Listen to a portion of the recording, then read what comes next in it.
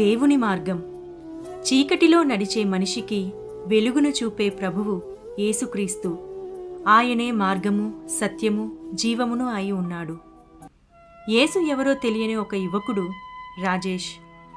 జీవితంలో ఎన్నో మలుపులు తిరిగి ఎన్నో మార్గాలు అన్వేషించినా తన ప్రశ్నలకు సమాధానం దొరకలేదు. రాజేష్ ఎన్నో తప్పులు చేశాడు. తాను చేసిన తప్పులకు ప్రతిగా యేసు ప్రభువు సిలువలో మరణించినట్లు తెలుసుకుని నమ్మలేకపోయాడు. కాని అతని హృదయంలో ఏదో లోటు ఉంది. అందుకే యేసు ప్రభువుకు చోటు ఇవ్వాలని అనుకున్నాడు. ఒకరోజు అతను ప్రశాంతత కోసం ఒక చర్చి దగ్గరకు వెళ్ళాడు. చర్చి లోపల ప్రవేశించిన రాజేష్ అటూ ఇటూ చూస్తూ ముందుకు వెళ్ళాడు. లోపల పాస్టర్ జాన్ ప్రార్థన చేసుకుంటూ ఉన్నారు. రాజేష్ని చూసి చిరునవ్వుతో పలకరించారు. నా జీవితంలో సంతోషం లేదు సార్. నేను పాపం చేశాను. దేవుడు నన్ను క్షమిస్తాడా?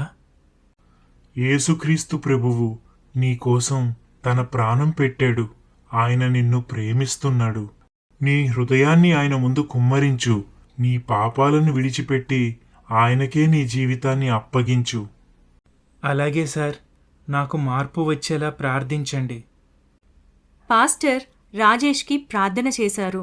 అప్పటి నుండి రాజేష్ క్రమం తప్పకుండా చర్చికి వెళ్ళేవాడు. కొన్ని నెలలకు తను పూర్తిగా దేవుణ్ణి తెలుసుకున్నాడు. ఆ తరువాత తను బాప్తిస్మం కావాలి అని అడుగుతాడు.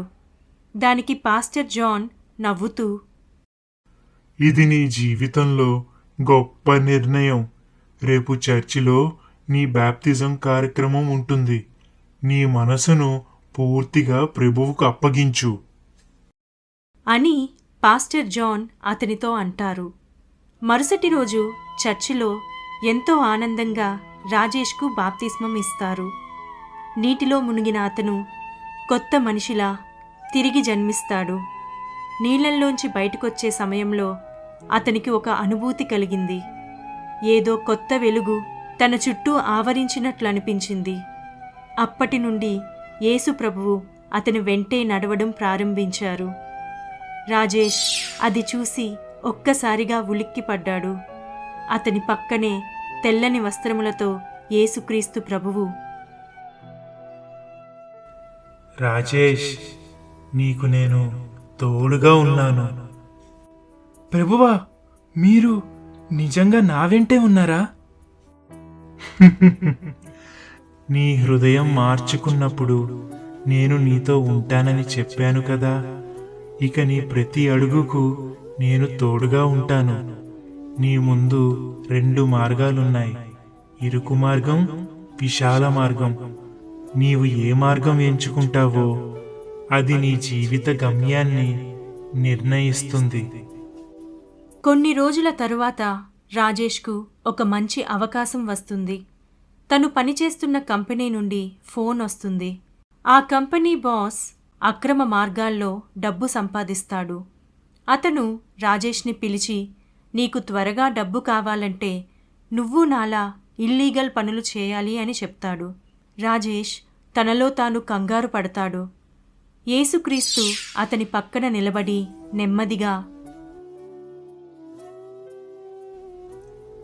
రాజేష్, ఇది విశాల మార్గం. ఇక్కడ ధనవంతులు కావడానికి ఎన్నో అవకాశాలున్నాయి.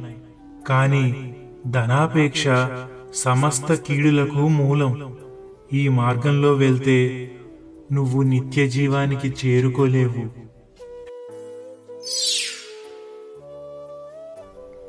రాజేష్ తన బాస్ని చూస్తూ, సార్, నేను ఈ పని చేయలేను.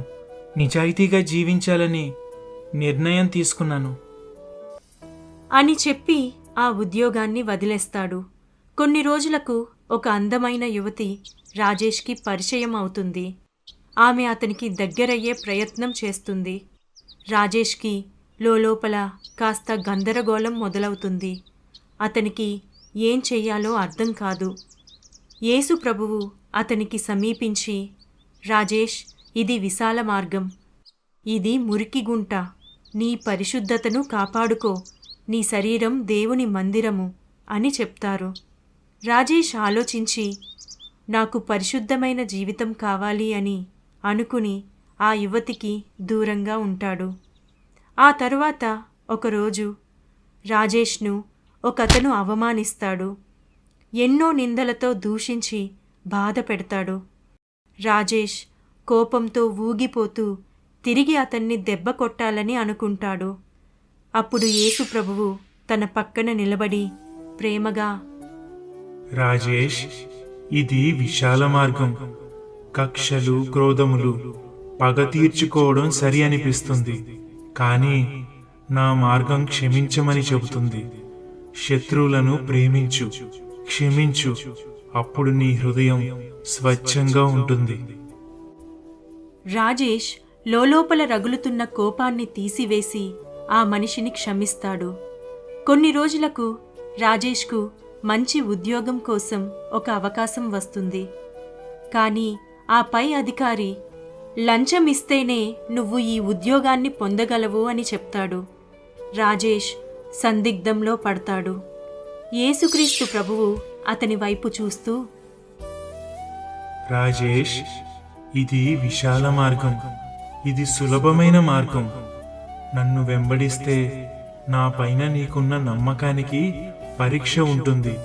నీవు నన్ను విశ్వసిస్తే నేను నీకు నిత్యమైన ఆశీర్వాదం ఇస్తాను. నాకు ఉద్యోగం నిజాయితీగా వస్తేనే చేస్తాను. నేను అక్రమ మార్గాల్లో వెళ్ళను అని దృఢమైన విశ్వాసముతో నిర్ణయం తీసుకుంటాడు. ఆ తరువాత రాజేష్కి మంచి కంపెనీలో ఉద్యోగం లభిస్తుంది. ఇలా 2 సంవత్సరాలు గడుస్తాయి.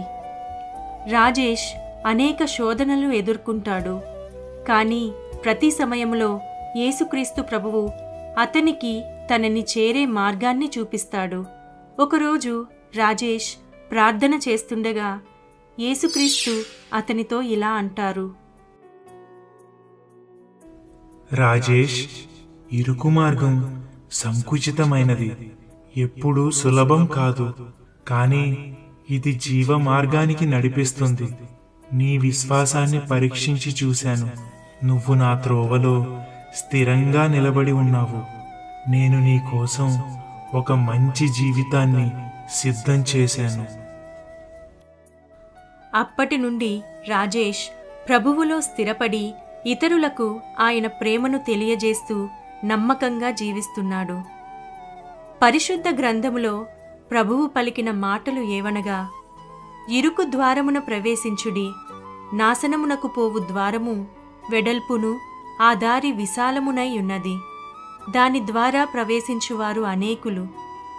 జీవమునకు పోవు ద్వారము ఇరుకును ఆ దారి సంకుచితమునై ఉన్నది, దాని కనుగొనువారు కొందరే.